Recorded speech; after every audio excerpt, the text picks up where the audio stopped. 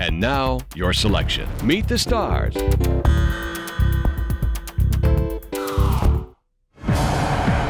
There's something inside you so special. Someday you're gonna share it with the whole world. Let's hit the gamma radiation. Well, his name is Bruce Bana most of the time. And he's a somewhat confused individual.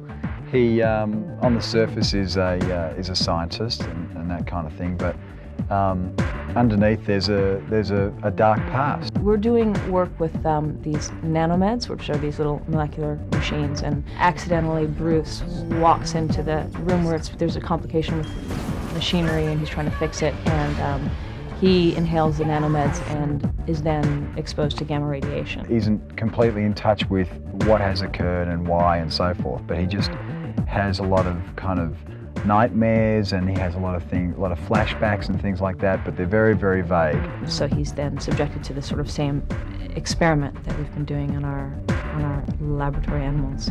He's turning into this out of control, large green monster with very little control over it himself.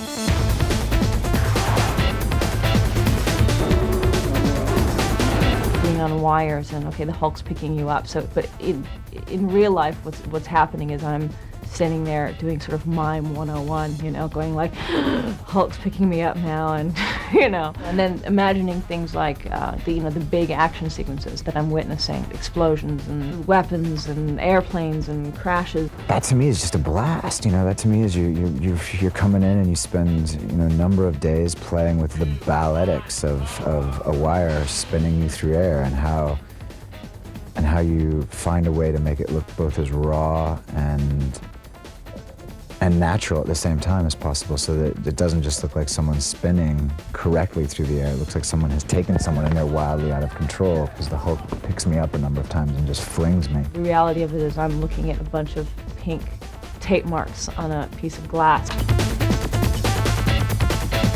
Action.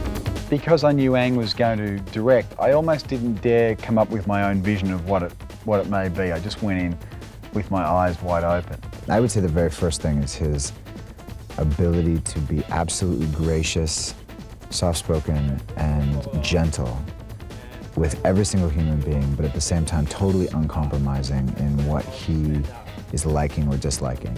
It's so remarkable, I think, the way he looks at the world, you know, really lyrical sensibility. So I think it's impossible to extricate that from, you know, from the way he'll pull this film off. We're gonna have to watch that temper of yours.